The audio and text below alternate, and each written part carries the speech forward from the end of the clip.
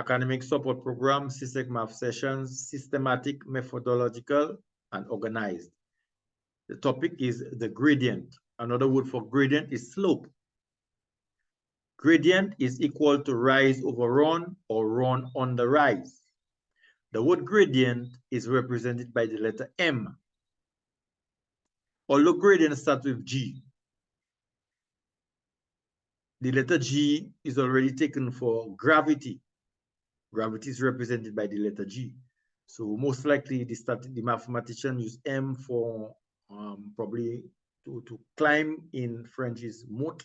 So probably that's why they use M for gradient, or to mount, to climb. Slope, you have positive slope and negative slope. Is rise over run. The rise is y2 minus y1, and the run is x2 minus x1, or run on the rise, x2 minus x1 under y2 minus y1. So please take this down, all right, as an introduction of this video presentation.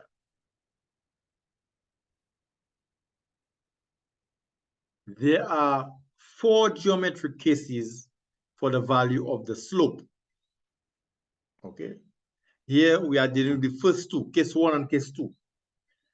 So you've got a positive slope. Reading from left to right, the gradient is greater than 0. That means the gradient is positive and the line will be sloping upwards from left to right.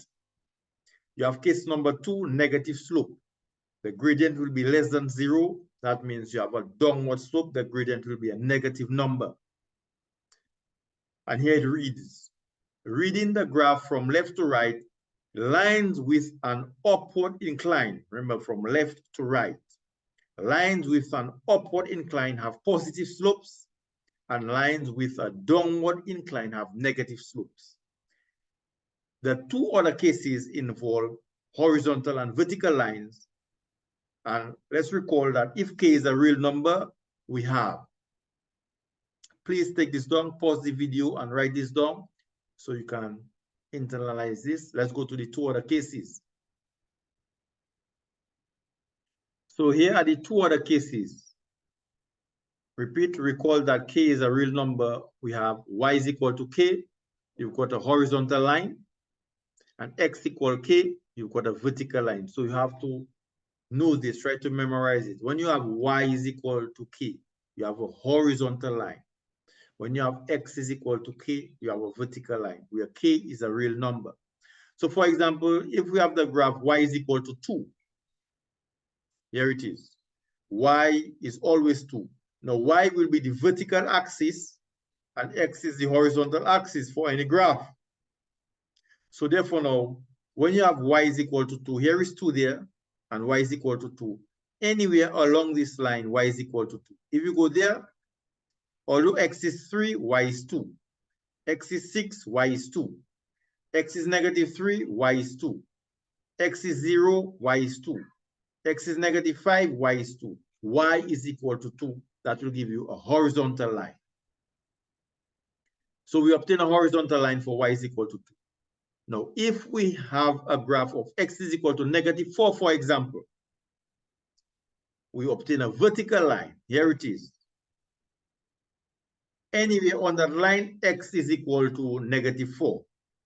Here, although y is 1, but x is negative 4. X is negative 4. X is always negative 4 on this vertical line. X is negative 4. Although y is negative 3, but x is negative 4. Okay. So a vertical line will start with x, and a horizontal line will start with y. Please take this down. A vertical line will start with x. Here it is. And a horizontal line will start with y. So these are the 4 cases for straight line. Upward slope, downward slope, horizontal line, and vertical line.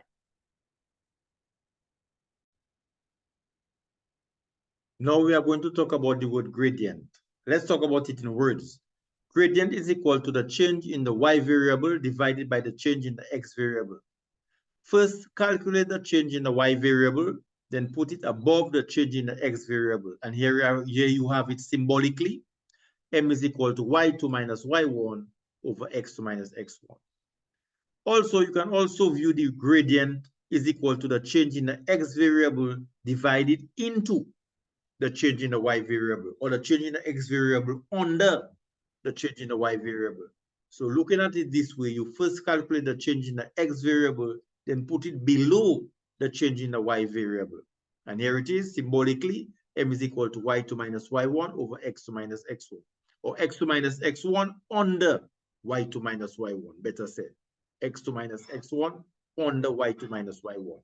So for definition, whenever the x variable increases by exactly 1 unit, the y variable either increases or decreases by the gradient value. So please copy this down. So now we move on to talk about the equation of a straight line. The equation of a straight line generally is given by y is equal to mx plus c. The equation will have the variables y and have the variable x. But m and c now will be numbers. M will be the gradient and C will be the y-intercept. So please copy this down. So in this example 1a, we have to find the gradient and the equation of that line. Okay, so let's find the y-intercept first, because to find the equation of a line, you must find the gradient and the y-intercept. So let's find the y-intercept first. The y-intercept is where the line touches the y-axis. If you look closely, the line is touching the y-axis at +1. So as you can clearly see, this line here, that blue line here, that's a straight line, is touching the y-axis at +1. So that will be the y-intercept. That will be the value of C.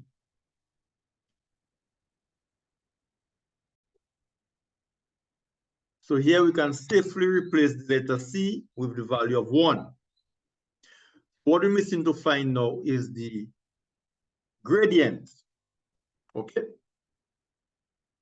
Now we know the gradient to be rise over run or run over rise.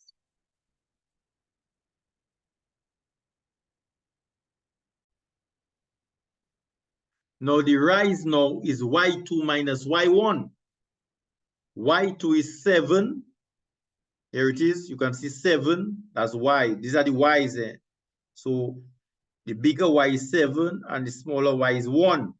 So 7 minus 1 is 6. So the rise is 6. And the run now is x2 minus x1. That's 4. Here it is. 4 minus 0. 4 minus 0 is 4. So therefore, the gradient is actually 6 over 4.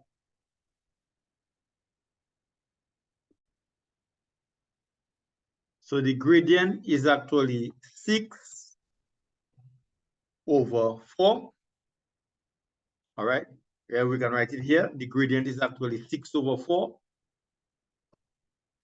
M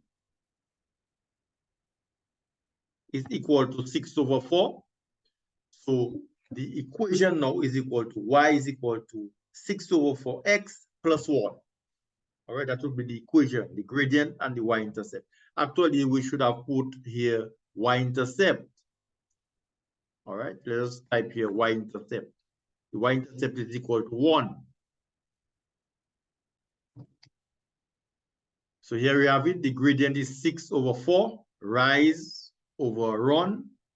And the y-intercept is 1, where the line touches the y-axis. So the equation now is y is equal to 6 over 4x plus 1.